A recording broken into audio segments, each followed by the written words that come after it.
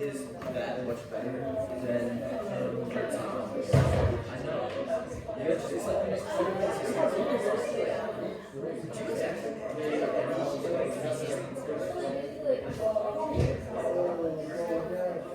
Can you write my own just like last one?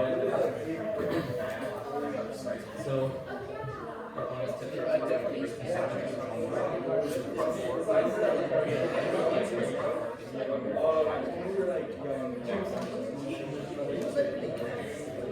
oh my god. Yeah, that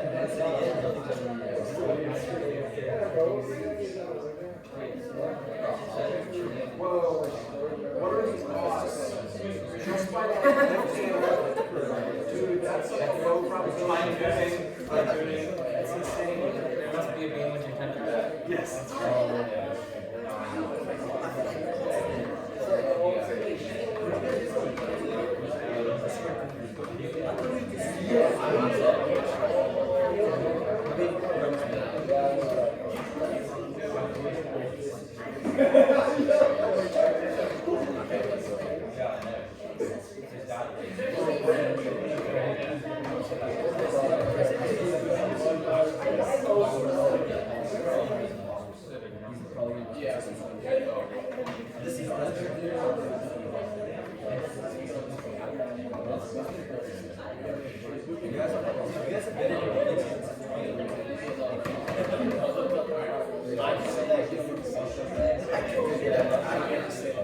There was more players that went to UCL and Chelsea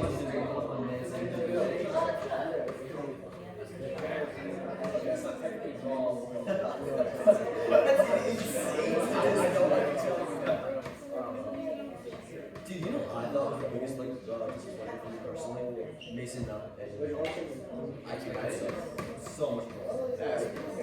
I mean, dude, that 2020. I could tell. I mean, I saw that. I was like he. It was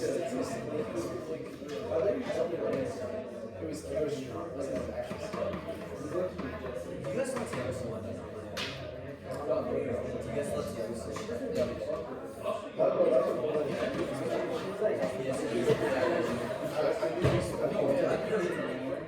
He went back to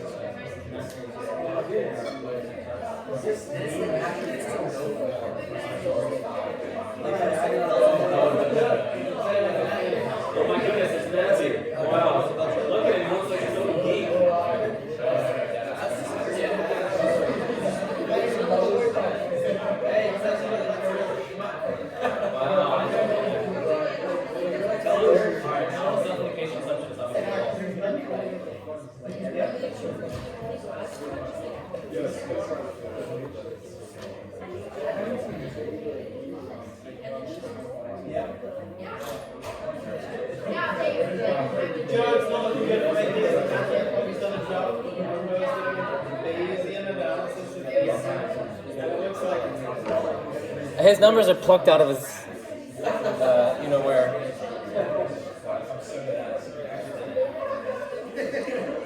You have to use it now to launch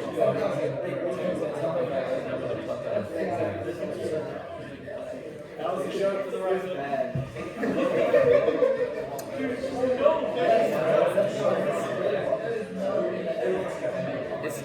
Peter, is Claire here? I mean, I don't see her. Claire? She's not here. Oh well. Did you want me to record it? Oh, it's recording. We could start, probably. Yeah, then we can. Okay. I don't know why. Let me check and see if something came up on.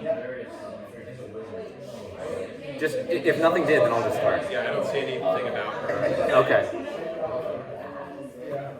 Alright, let's get started, people.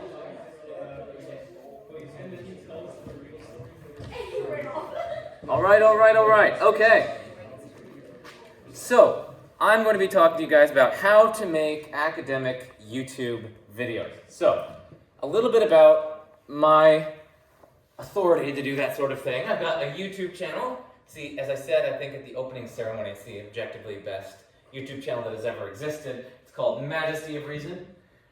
That name is from just a beautiful quote from Baruch Spinoza, who was, oh boy, as a philosopher, I don't know history. 17th century, I think? Some sort of 17th century or 16th century philosopher. And he had this beautiful quote. What altar of refuge can a man find for himself when he commits treason against the majesty of reason? And I was like, oh my goodness, it's so beautiful. So it was just so beautiful. And I was like, okay, I gotta make that my name. So in terms of like how and when I got started, it was in COVID. So it was like a COVID baby, as it were. But it wasn't, well, it was my baby. I started in April of 2020 when Purdue sent us home from undergrad.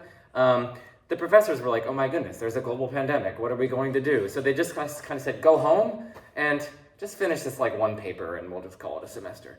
So I didn't have much to do, and I had been making like philosophy blogs for quite a while, so I had some content.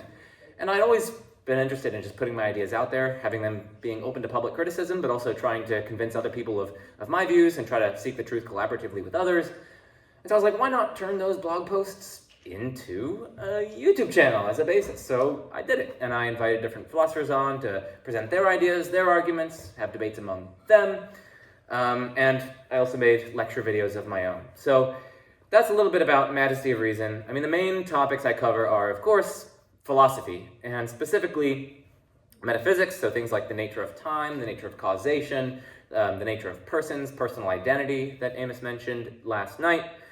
Philosophy of religion, so that's of course, whether or not God exists. I've got tons of different playlists on tons of different arguments for and against God's existence that I like systematically and rigorously analyze and evaluate. And then also, I throw in some ethical topics in there as well. So charitable giving, effective altruism, the ethics of, with Amos, who has been on my channel to talk about the ethics of chewing gum and doing certain other activities with fellow human beings, which I will leave unspecified. But that's a little bit about my channel. Now, in terms of the talk, it's going to be broken down into 5 parts. Part 4 was extemporaneously added upon request by Claire, so we'll see how that goes. But I had planned for parts 1 through 3 and 5, but I think part 4 will be fine. First, I'll talk about tips for aspiring YouTubers, which perhaps some of you are. Part 2, we'll go through tips for AcademyTube, which is my name for people who are on YouTube, but who are also either in the Academy or adjacent to the Academy, or making videos about academia and like research-based topics. Part 3, I'll talk about how to actually make a video, like the nitty-gritty details of that. We'll talk about a case study relating to the Reason and Rationality podcast that you guys will do. I think that's tomorrow night. That some of you guys will do, rather. And then part 5 will be just a Q&A. So I'm thinking maybe a 45-minute talk-ish, and then maybe 30-ish minutes of Q&A. So we definitely won't take up the whole 2 hours. Okay, so on to part one, tips for aspiring YouTubers. I'm gonna start with like asking a question, like, why the hell would someone be interested in getting on YouTube? Any thoughts? Money. Right, making money. Good. Maybe I'll specify my question a little bit further. Why would someone like me or you, or someone in the either interested in getting into philosophy or academia, why might they go on YouTube? Yeah. Spreading the knowledge. Spreading knowledge, right? Teaching people. Good. That's one. That's pretty valuable. Yeah.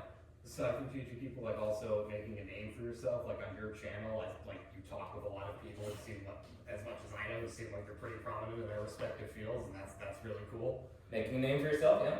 Watching a YouTube video on Khan is a lot easier than trying to read it. Right. People are they're just much more likely to watch videos than read things. So you could just reach a lot more people. It's more effective, perhaps. Yeah. You'll get like the opinions of people that aren't necessarily like in the philosophy group or whatever. That's true. You definitely will get comment sections and feedback with how like public people outside of academia perceive the topics that you're talking about. That's good. Yeah. And you can also get like feedback on your arguments from maybe people who do have more experience in the field. Right.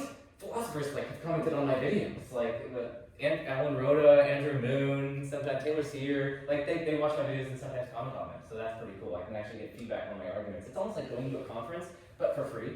Like I can present arguments that I might develop in a paper, and I'll get like comments from professional philosophers who watch the video and be like, "Oh, hey Joe, I saw this video. And here's some thoughts." It's like, "Oh, nice." Any others? Okay, I wrote down a few. So firstly, I mean, it's pretty fun. I like it. I also think it's valuable for the reasons you guys have been mentioning. I mean, YouTube is a massively democratized platform for sharing ideas, for teaching people. Public philosophy, I think, is especially important. It helps people think critically and rigorously about like super important matters like religion, politics, morality, things like that. You can also influence people with your ideas and your arguments. In fact, my papers are actually like reaching way more people than they otherwise would have. Like most academics, when they publish papers, they're only read by like the journal editors and then the people who are asked to review the paper, maybe a few other academics, and then like the person who published the paper, like their mother or something. That's like the only people who read papers. But thankfully, and I'm very grateful for this, my papers have been read by like thousands upon thousands of people, and I can see the download statistics on Phil papers. So my research, in fact, has reached so many more people because of YouTube. So that's another thing, it's just influence. So further thing is that like learning opportunities abound. Oh my goodness. Like you learn stuff as you make videos, it forces you to continually learn things, of course. You learn things as you host discussions and debates among other philosophers. You learn things better also by like breaking them down and presenting them to a popular audience. Has any of you heard of the Feynman method? Where like you better understand something by breaking it down. It's like a 5-year-old, for instance. So it can increase your own understanding of the issues as well. You can continually learn. And then the final reason why I said you might be interested in pursuing YouTube is connection building galore. Oh my goodness. Reason and Rationality would never have found me were it not for my YouTube channel. Reason and Rationality, therefore, would not have taken the shape it did, would not have had the curriculum it had it not been for my YouTube channel. We wouldn't have had Noah either, because I was like, we gotta get Noah. Oh my goodness, Noah's insane. We have to get Noah. I also invited Amos. We wouldn't have had Amos with us either, and his wonderful jokes about soda and everything else. And in fact, Flo also emailed me. She was like, this Reason and Rationality thing looks super cool. Is it legit? Because I don't see so much information online about it. Is it legit? I'm like, yes, it's legit. It's going on. So without my YouTube channel, Reason and Rationality would not have taken the shape that it did, which is pretty cool. And now the influence is going to be spreading to dozens of students, in the future hundreds of students, thousands of students. So YouTube can make a difference. Now YouTube also, for me at least, has led to co-authorship on papers. So after inviting philosophers on my channel to talk about things, some of them are like, oh my goodness, we broached some like genuinely new topics there on like the cutting edge of research in the field. Like, and you brought some interesting points, Joe. Like, do you want to like co-author a paper on that? That literally happened with me and Ryan Mullins, Dr. Ryan Mullins. He was at the University of Helsinki. I don't know where he is right now. I forget. He's always on the move. And also Dr. Alex Malpass. He works on temporal logic and metaphysics. Don't need to talk about that. And it also happened with the world's most renowned philosopher of religion, Graham Oppy.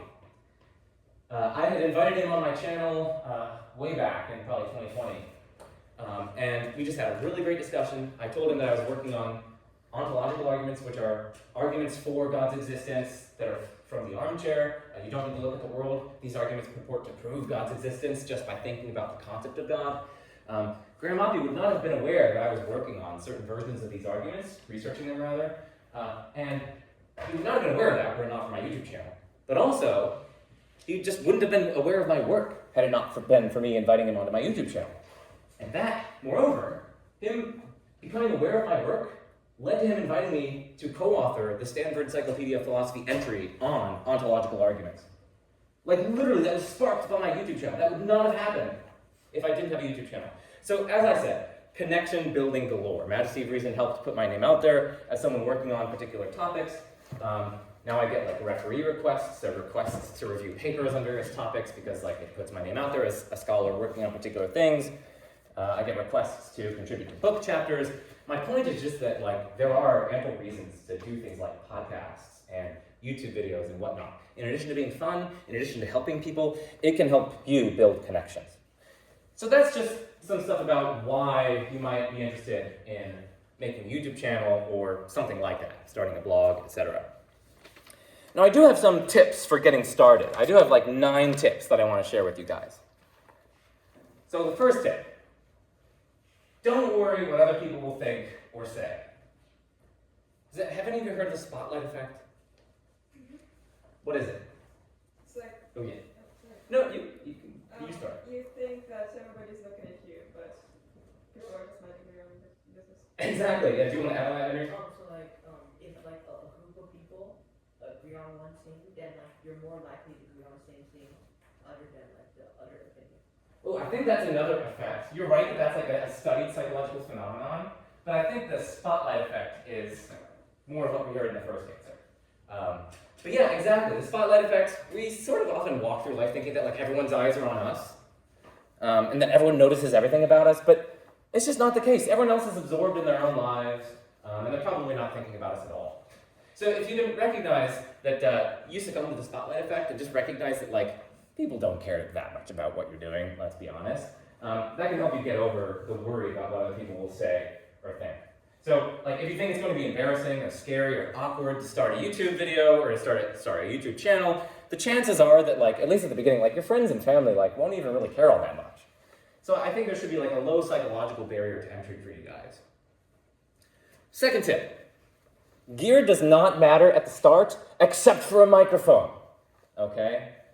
Your microphone needs to be good. Generally, people will happily watch or at least sit through a video that doesn't have the greatest video quality, so long as it has really good audio quality. Audio quality matters more than video quality. So you can record using like Zoom or StreamYard or your computer's inbuilt programs, or you can use an iPhone to film. I've used that to film some of my videos. But you should definitely like invest in a good microphone if you're interested in getting into this sphere. That's the second tip. The third tip is to define your goals early. So are you interested in making a YouTube channel or a podcast to teach people? Are you interested in entertainment? Are you interested in advancing a cause or a view like theism or atheism or Christianity or veganism or something like that? Are you making your YouTube channel to explore things and you just want to showcase your explorations to the world so that other people can explore things along with you? Or is it a mixture of these?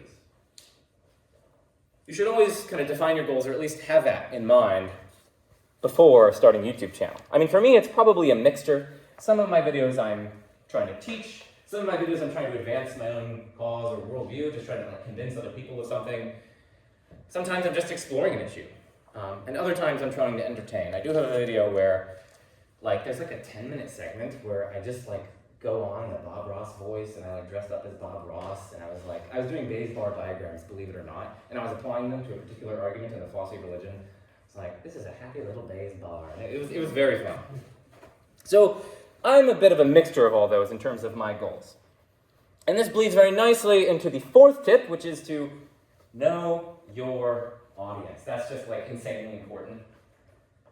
Are you making videos for fellow academics? That's one option. I mean, it's not the best idea, to be honest, because, I mean, you're not going to grow very much. If you're just making videos for fellow academics, you're going to be at a very, very high level. And secondly, academics themselves don't really have too much time for YouTube. Are you making videos for interested laypersons? That's great. But you do want to think about their level of understanding, or at least the level of understanding of laypersons to whom you're pitching your channel. Some channels are pitched like very intro level, some are pitched very high level. Full disclosure, mine is pitched quite high level. So it's actually sometimes intimidating for people getting into philosophy for the first time. But I've sort of accepted that, like that's my niche. Or are you pitching to students? Again, think about what level of students you're pitching your channel towards. And you should adjust your tone, your pacing, your depth, etc. accordingly to your audience. So another one is just know your audience. That's a massive tip. My fifth tip is to focus on quality, but don't be a perfectionist, especially at the start. There is some conflicting advice about quality versus quantity. I'm a quality firster. I think quality is the most important rather than quantity. I think it's terrible if people look at a YouTube channel, it's just like full of like slop all over the place, like, and there's just like one gen of the video where you like have to scroll and find it. I think you should put like a lot of effort into each and every video, make it super high quality so there's nothing low quality on your channel. Other people say like, no, quantity is so important because, you know, the more videos you make, the higher the chances one of them will go viral or something. Or like, the more videos you make, you'll learn so many more things going along the way. But I don't know, I disagree fundamentally with that philosophy. My sixth tip is to be algorithmically minded, but don't obsess over analytics. So thumbnails, titles, etc., they do matter. They make a difference to the reach of your videos. And retention also matters. So, you know, you want to have like a hook in the first 30 seconds. You want to have some sort of gripping idea or whatever. Like the first 30 seconds of a video are like the most important so that people don't click away. But don't obsess over analytics. I mean, it'll just stress you out. It'll make you lose interest. You'll get depressed very quickly if you focus on analytics too much. So just be like algorithmically minded. So make thumbnails which are at least attractive, make titles that are accurate firstly, but are liable to get people to click on your video. But don't obsess too much over analytics. Like, focus on the quality of your videos and helping people and teaching people. My seventh tip is to use your unfair advantages. Now, maybe the word unfair, no one was telling this, maybe the word unfair is kind of the wrong word here, but wield your specific advantages. What do I mean by that?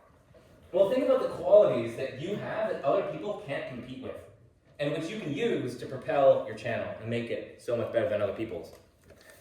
My unfair advantage, for example, was that I had published like several peer-reviewed philosophy papers as an undergrad, along with a self-published book. It's not the greatest book, but it's still okay. It's okay. It could be better, but it's still okay. But my point is that I had published as an undergrad, and that was a sort of unfair advantage. That was unique. It set me apart. And I also have, or at least had, a certain kind of like energy that other people, that's sort of unique to me, that other people in the space in which I was entering didn't have. So I had certain unfair advantages, and now I continue to have, or I've gained some new unfair advantages, like being a grad student at Princeton. That's an unfair advantage that lots of other content creators don't have. And so you can wield those to the benefit of your channel and to kind of give you an edge. So that's the seventh tip. Now, you don't want to be like artificial or fake here, right? I mean, you'll quickly lose interest, you'll quickly burn out. But just like, be yourself, because you probably already do have certain unfair advantages over other people. Be yourself, be authentic in your videos, and that really helps connect with your audience. It builds loyalty, interpersonal credibility, and trust. And it also can kind of eerily build parasocial relationships, which is not fun, but that's okay. That's par for the course. Okay, the eighth tip is to be patient and be consistent. Patience and consistency are absolutely necessary for success on YouTube. You do need to upload regularly, or at least semi-regularly. When I started out, it was probably once a week. Now I'm more once every 2 weeks, maybe once every 12 days. But like that definitely helps your channel grow. And you also need the patience to realize that you're not going to get traction for a while. It takes a long time to grow. So patience is the name of the game on YouTube. And then the ninth and final tip for this first part is engage your audience, at least at the beginning. So like respond to comments. It makes people feel heard and listened to. So engage with your audience. Okay, so that ends part 1, tips for aspiring YouTubers.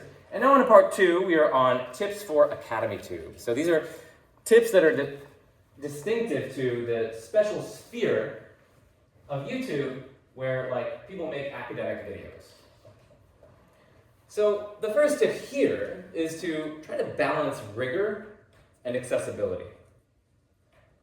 Like the biggest challenge I see for people in academia to AcademyTube, the biggest challenge for people in AcademyTube is retaining nuance and rigor while keeping the content engaging and not like drowning the viewer in like technical stuff. Now, how do you do that? I'll turn it over to you. What are some ideas for that? Like if you use a complicated word, explain what it means. Good. If you use a technical word in philosophy like a priori or epistemically possible, define it in simpler terms so that ordinary people can understand. Yeah. I feel like analogies are really helpful. All types of thought experiments can really help to illustrate, like whether it's a real thing or like just an invented scenario. It always helps to visualize what's going on. Good. Liberal use of analogies, gripping thought experiments, memorable or funny stories. Those are just, yeah, amazing. Yeah. Maybe it's just like a larger project, like a very, very defined video structure. If you're going through something very academic, just like organization. Or, yeah, a very clear organized structure, like with signposting. So, like, you know, in this first part of the video, I'm going to be doing this, and this is going to be my conclusion. Just being very explicit about that. That's very good. Yeah. Any others? Surely there are others. Well, like for instance, you could sort of pepper it with humorous impressions about professional philosophers. Yes. Yeah. You could pepper it with impressions of professional philosophers like Slavoj Žižek. Have you guys heard Slavoj Žižek talk? I've heard of him. Yeah. Okay. Do it. Show us. Okay. Well, he always says it. He's like ich pure capitalist ideology, right? And he always moves his nose. That's what he sounds like. And he has his S's sound like that. It's like this. It's just crazy. You should listen to Slavoj Žižek. Actually, I'm gonna write that up. Overflow, Slavoj Žižek. Is that how it's spelled? Yeah, it is. I see it. Yeah. Some sort of Eastern European name. Okay. So yeah, pepper it with impressions, make things, lighten up the mood, right? Yeah. Wear cool t-shirts. Wear cool t-shirts, exactly. Yeah, I have some, well, cool ones among some people, extremely nerdy among others. Yeah, okay, those are all good suggestions. The things I wrote down, like don't assume too much background knowledge in your audience, avoid excessive jargon, which Claire got. I mean, I would strongly advise like not shying away from technicalities and like rigor, because that's what can set you apart. Like that's what can make you a super high quality channel. But the key when you're doing that is to break down that rigor so that people can understand it. I'll talk about some ways to do that later on. Another one is to like, and Graydon, right? Yeah. Okay. Graydon was also kind of getting at this, I think, when what you were saying is like stick to one major idea from the video, like have it be pretty focused, instead of like trying to cover a whole field of philosophy. That's also another thing that's pretty good because it avoids information overflow. I wrote down the one that Harry hit on, use stories, thought experiments, analogies. Think like a teacher, like think what would be confusing to like, you know, a high schooler or a first year undergrad studying philosophy. Let's see. Oh, you could consider including like interlocutors, either real or stylized. So like you could have yourself on like one side of the video, like saying something, and then like on another side, have like say things in response. ContraPoints is a channel who does that, or at least did that, and like very, very well. Other channels do that as well. And then finally, visualizing arguments with like debate, like with maps. So like here's the first premise, and like you kind of put that up in like a box, and then like objections, you have like arrows to it, and they're like red for objections, and so you like have a name for the objections. So you have like 2 objections to that. And if there are responses to those objections, like maybe in green, in defense of the original argument, you have a further arrow underneath that, where you like put that. And then you have a second premise where you do that as well. Like, you're mapping out a dialectic, and that can really help people follow along pretty well. So those are some of the things that I have written down as to how you can try to make things more accessible to a popular audience. The second tip that I have here is quality is of primary importance. So this is similar to the tip that I mentioned earlier, but I always emphasize extremely high quality videos over quantity of videos. Most people who are into philosophy will be interested in extremely well-researched, consistent, high-quality content. And that brings me to the next point, which is do your research. Like, well-researched videos, that's going to pay off. People can definitely tell whether you've carefully crafted PowerPoints or scripts. They can tell whether you've kind of done your research, and you can even like cite the relevant academic papers you're using. That can demonstrate your kind of credibility. The third tip here is to actually be intellectually virtuous. So intellectual virtues are like habits of an excellent mind, an excellent thinker. They're things like intellectual humility, so being willing to admit that you could be mistaken about things, open-mindedness, a love of truth, charity to opposing views and opposing arguments, so constructing the best versions of alternative opposing views. If you can model intellectual humility on your channel, that goes really, really far. So I recommend recognizing room for reasonable disagreement. Don't turn disagreements into a spectacle. Put truth and love center stage. And I know that that's not algorithmically optimal. The algorithm likes it when you get super dramatic, you are overconfident, you bash the other side, you say that they're irrational, stupid, silly, demonic, etc. But we're in Academy, again, like I said, we are not obsessed over analytics in AcademyTube. That's not the name of the game. Truth and love are center stage. And at least among the people you should be trying to reach, they're going to see that. They're going to appreciate that, and you will stand out. My fourth tip here is that scholarship matters, even on YouTube. So, like, it's important to reference literature transparently, say where you're getting your sources. Consider uploading, like, companion documents or bibliographies in your video descriptions. I also have some tips on how to grow. So one is to collaborate with other public-facing scholars. So there are other people in AcademyTube that you can try to collaborate with. Another way to grow is to have people from other channels on your channel. This overlaps with that, but some of them might not necessarily be in the academy. So you can also just get popularizers on your channel as well. And they'll promote your video on their platform. They might literally re-upload your video on their channel. That'll definitely increase your reach. You could have on, quote-unquote, high-profile guests, one of whom is Slavoj Žižek, but others include like Richard Swinburne, Graham Oppy, just like high-profile philosophers who a lot of people know and who already have a large reach and a large following online. And then also see if you can find ways to go on other people's channels, either to be interviewed or for collaborations. Those are all extremely good ways to grow. The sixth tip I have here is just concerning like what kind of content to create.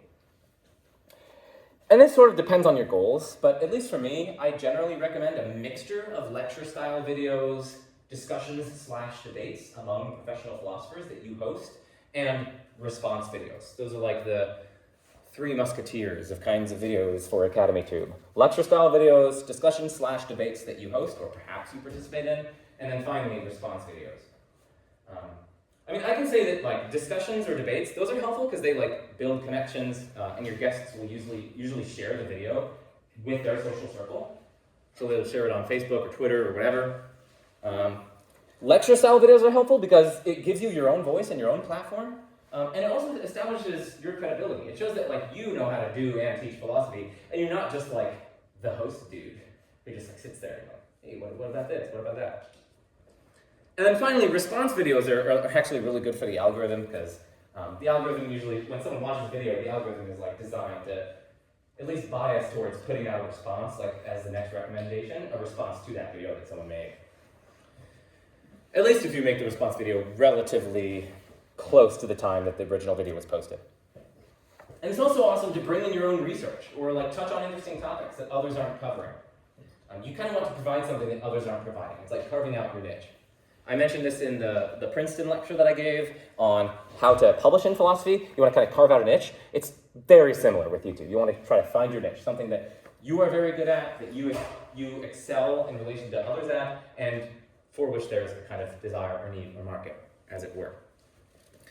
But that concludes part 2, tips for Academy 2. Onwards we march to part 3, how to actually make a video. So the first thing so I kind of want to take you from idea to upload, okay? So what are some ways that you guys think someone could generate ideas for a video? At least an academic video. How might we generate ideas? Just engaging with the material in the field. Stuff's going to spring up if you read papers or watch other videos or do whatever it is. Right. Watch other videos. You might find a video that you want to respond to and you have criticisms of, and reading papers in the field. I guess looking at your own questions about a paper or a topic, what am I thinking about this? The other people wondering the same thing. Exactly. So you could present on the paper itself and then present your objections or present your thoughts. Yeah. That's good. Any others? You can just take from conversation that you have as well. Exactly. You could just take from your everyday conversations, either with your peers or your professors or what have you. Yeah, so I just said, firstly, definitely try to pick topics that you're passionate about. That's definitely one thing. You can go to the Stanford Encyclopedia of Philosophy, the Internet Encyclopedia of Philosophy on topics that you're interested in to get overviews and define research. You can read Philosophy Compass articles. So Philosophy Compass is a really cool journal that has overview papers on various topics in philosophy. Hey, let's say you're reading a philosophy paper or something related to philosophy. Did you enjoy it? Then just ask the author of the paper to come on your channel and talk about it. That's one idea. Or maybe you hated the paper. Maybe you disagreed with it a bunch. Invite the author on, pose your objections, and have a fun conversation with the author. Or you could host a debate among professionals on a topic that you're interested in. Say you're super duper interested in personal identity, or the argument from personal identity for dualism that Amos gave. Invite professional philosophers who are working on that topic to your channel to debate that. Like Michael Huemer, he defends the soul theory. He thinks it's the best explanation of personal identity. Someone even Graham Oppie, he definitely doesn't like that theory, that kind of personal identity. Invite them on, have a debate. Those are two high-profile people in the field. That video would get at least 1,000 views, even if it's a small channel, because they're both going to share it. That's such a good way to grow. There are also current events that intersect with academic topics. So there are unfortunately, various wars going on right now. You could definitely talk about the ethics of war, and specifically if you could relate it to current events that are quite popular among people. And finally, you could talk about how pop culture intersects with philosophy. So there are lots of channels that take new videos, new movies that are coming out, and explains the philosophical implications of them. It talks about the philosophical underpinnings of them.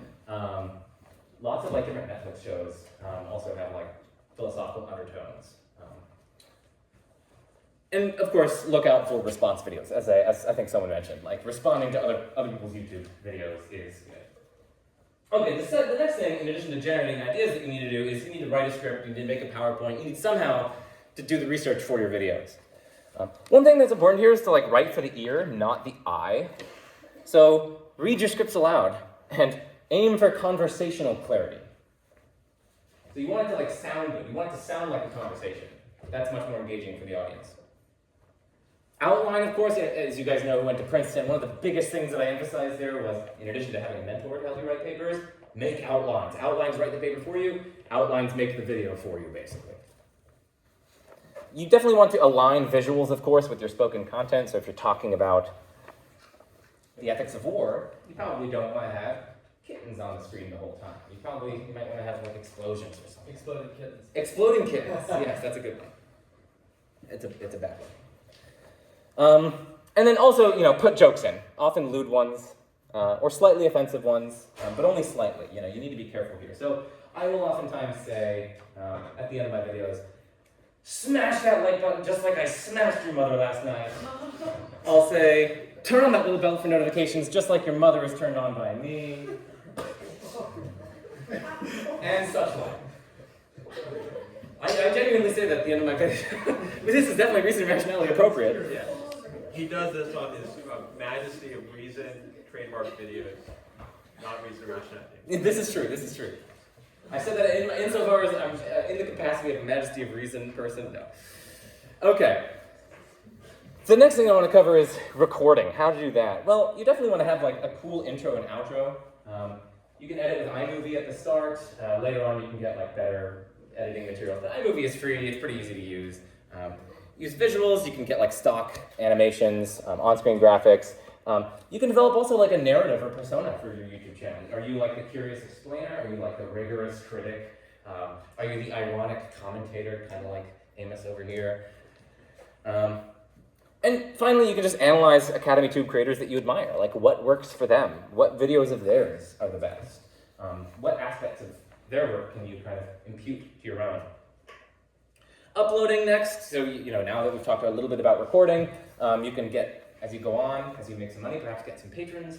You can use the patron income to buy higher quality video or higher quality cameras. Use those to record. Once you've done all that, you need to upload. So I would advise in terms of uploading, uploading is pretty self-explanatory, but in terms of tips relating to that, make playlists which group your videos by topic. So you can recommend people a playlist. So when people are getting into philosophy and they're like, Joe, what do I do? I know you got a bunch of videos on this. I'll be like, I have my Doing Philosophy playlist where I explain what philosophy is, how to do it well, what are the intellectual virtues, how to analyze arguments, and then all different things like that. You definitely want to pick a visual or tonal aesthetic and stay consistent, use that throughout. Maybe pick a color or a brand. You're almost making a brand for your YouTube channel, and that'll make it look more professional. And I guess the final thing that I want to say here is, after the video is published, share it on social media.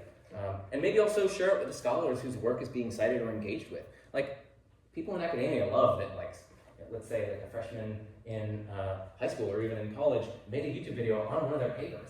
They'll get excited. They might share that with their social circle, and that's a way that you can grow as well. Okay, so that ends part 3. Part 4 is where the case study comes in. And so what, I think you wanted me to ask them how they can implement this, how might they implement this stuff in the podcast tomorrow night. Or just in a larger scale. The podcast and the grand scheme of things, not just tomorrow. Okay, yeah, so if you were to make a philosophy podcast. Okay, so I didn't plan for this. What would you do if you were to make a philosophy podcast? Is that what you want me to ask? How's this sounding? Maybe. They're just gonna regurgitate what I said. I think we're just skip this part. Okay. Yeah. Okay. Sorry. We'll go to my conclusion then, part 5, and I'll just end with this. As with publishing papers, you need to put truth and love center stage. Do not lose your soul for clicks, fame, money, praise, or anything else.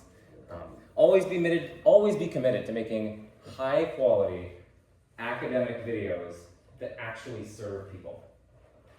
And of course, do it in a way that's fun, that's engaging, and that's genuinely authentic to who you are. Thank you.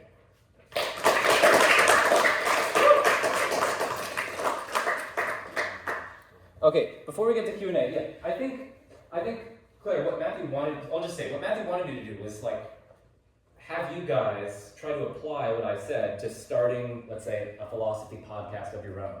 And what would you do? What steps would you take? What ideas would you have? I think Matthew wanted me to ask you that. And I was a little bit hesitant to do that because I think what you might say is just regurgitating what I gave. Just do all the things that I just said, all the tips and whatnot. So I think that's what I'm. But let's turn to Q&A. I'm going to turn the phone off so you can ask whatever you want.